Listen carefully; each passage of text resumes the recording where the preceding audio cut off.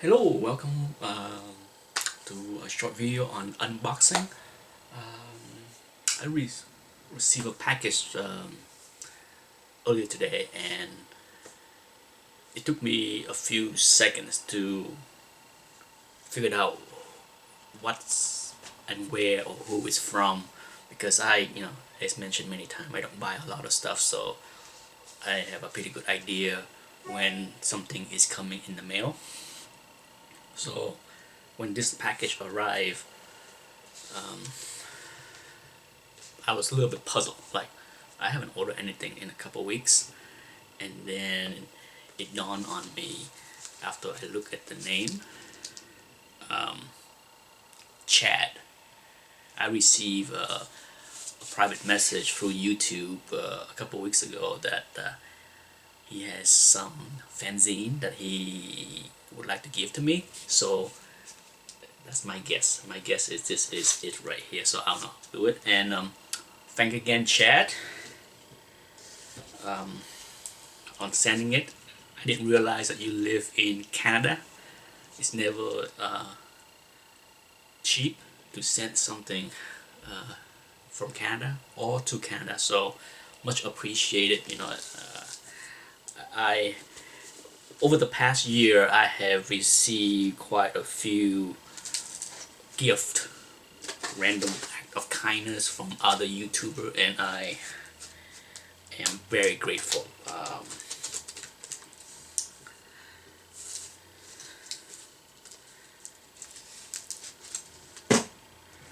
Okay, so cut it out. There you go. Oh, there's a note inside. Hey Nick, keep up all the great content. I hope you don't have these mags. Some of the articles are great reads. Enjoy, Chad. I was right. There you go. Okay, let's see. Let's open real quick. I love fanzines.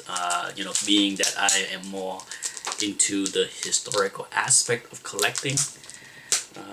The last few years, I have spent more time reading fanzines online or in print.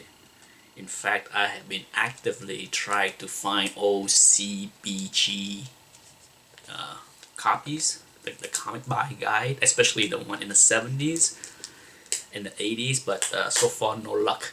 So if anybody have any leads, if anybody here is sitting on a pile of old CBG issues from the 70s or even 80s, I prefer mid 80s, earlier. I love to have them. If you want to sell them to me, that's great. I buy them too. I just like to read the fanzine of the early 80s, late 70s, and trying to, get into the mindset of the hobby back in those days. Okay. Look like there are 3 in here.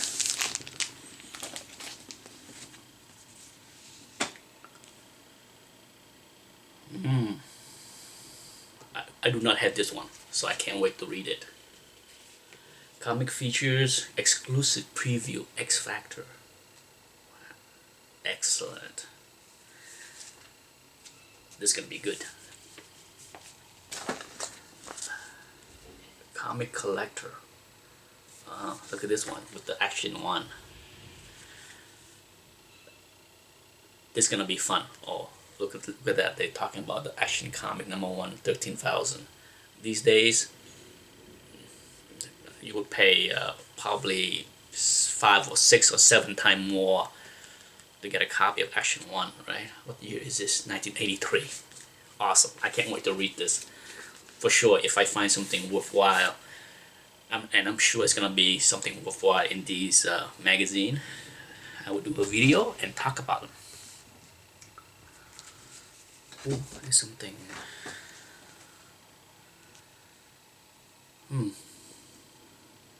Permanent stamps. Look at that. This was also in the package. It was inside the package. Oh wow. Look at that. Awesome.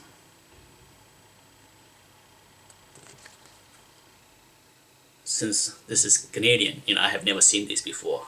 That is awesome. You get that. Of course, the iconic Neil Adams drawing right there, and you had the famous Superman 1 pose right here.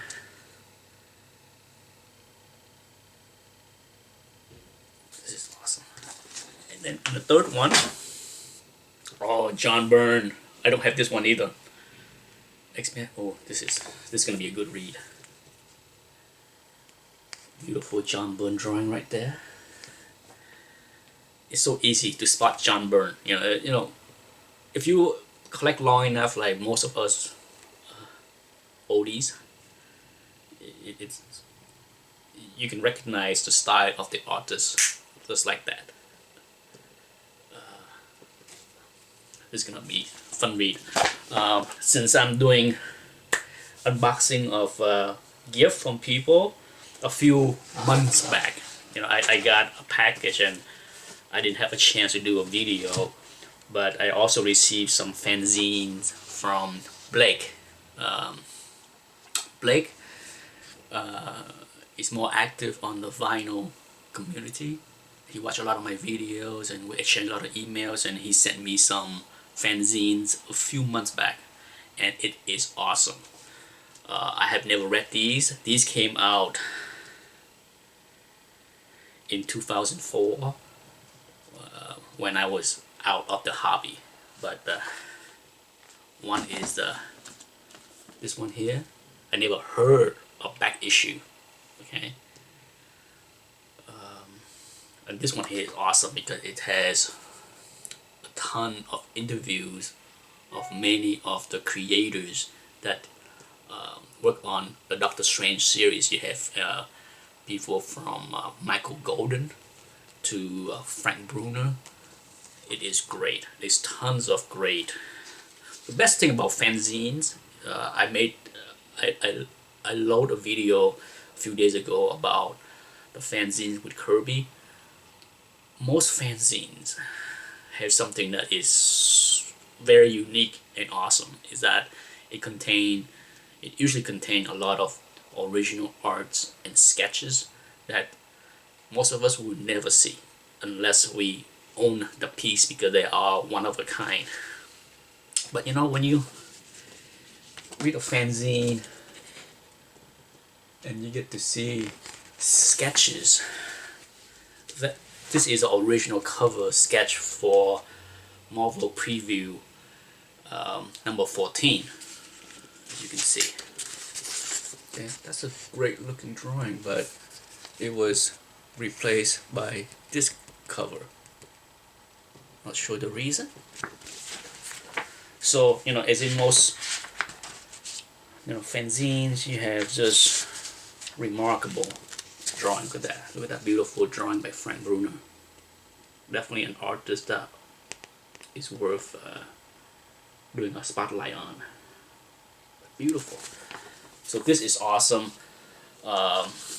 This other fanzine has to do with Werewolf by Night, and it is awesome. It dealt with also all the creators, well, not all, but many of the creators of this series. And once again, you have great arts by Perlin Plug, interviews with Doug Moench. That's how you pronounce his last name, Moench. And as a bonus, guess what? Take a look at this. This is the original cover of Werewolf by Night. Okay, it has nothing of Moon Knight on it, and then of course it was replaced by the iconic cover that we all recognize today. Now, what's interesting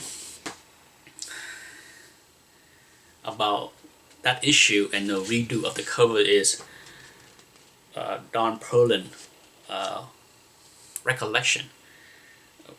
If you read the article, it's interesting that he actually thought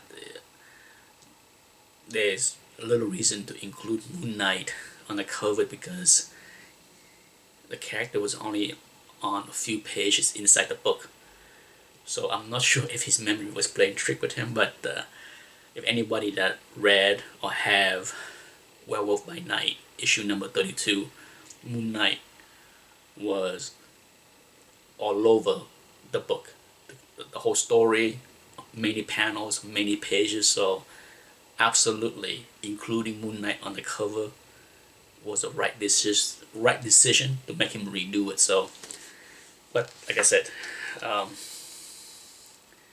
it's incredibly neat, and I can't thank enough for those that sent me the fanzine for me to read, because I think this is how I learned about the history of many authors, characters of the hobby, because things like this. I'm not a big reader of modern stuff, but I am a ferocious reader of all things history about comic books, especially when it comes down to the creators and the authors, writers. Anyhow, thank you for watching. Until next time, bye.